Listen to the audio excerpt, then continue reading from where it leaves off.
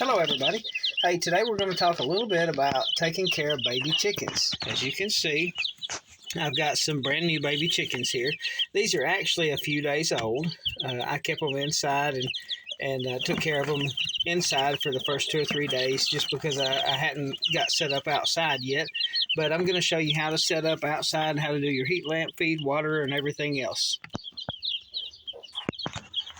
Now, I know everybody doesn't have an extra hen house or an extra place outside, but you can do this with a lawnmower storage building or anything like that.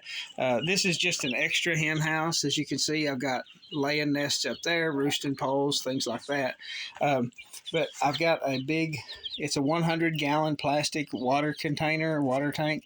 You don't have to have that. You can go buy and get a big cardboard box for all that matters. Just a cardboard box is fine. On the inside, I have got, these are pine chips or wood shavings.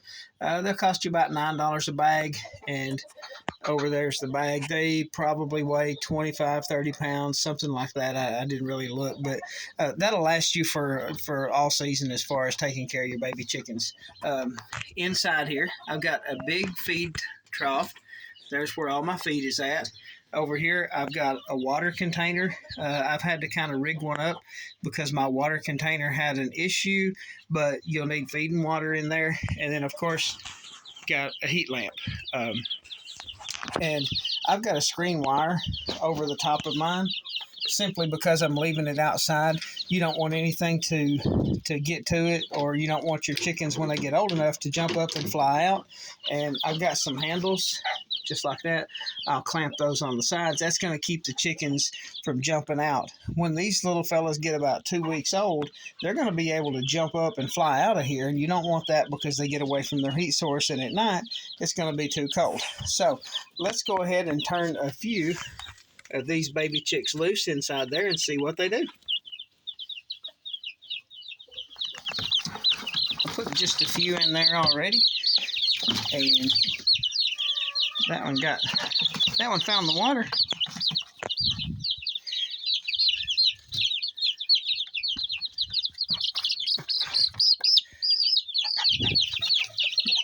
And I got one more. And what we have is I've got some golden comets, I've got some Rhode Island reds, and I've got some Easter eggers in there.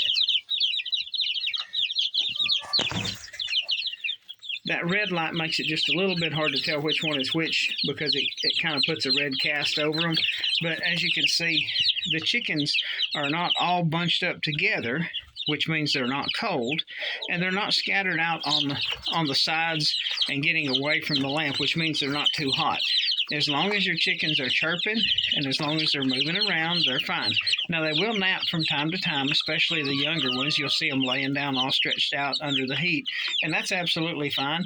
What you don't want is for all your chickens to be in one great big pile all the time. If they are, that means they're too cold.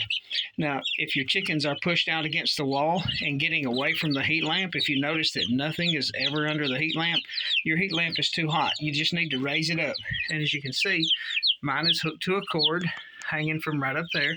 So in order to make it warmer inside, I just drop it down lower. If I wanted to make it cooler, just lift it up and take it further away from the baby chickens. That's all there is to it. You need to check your water and feed every day, usually twice a day. I like to do that morning and evening and take care of them that way. Make sure that they always have fresh water every day. And I'll tell you this, if you have got brand new baby chicks, when you buy them from the store, they're going to be called day-old chicks. They're probably about 2 days old.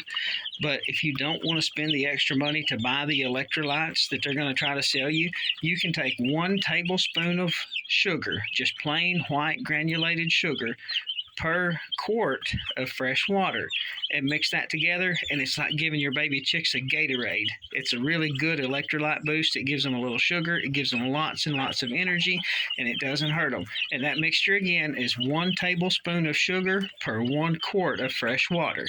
You can Google that. You can ask your veterinarian. If you're not sure, just call them up, ask them over the phone. They'll tell you the same thing if they're honest. You won't have to buy the electrolytes. It's not expensive, but you've already got the sugar at home, and why spend more? Hey, I appreciate you guys watching the Small Time Farming channel, and give me a thumbs up, like and subscribe the video, and leave me a comment below. Thank you.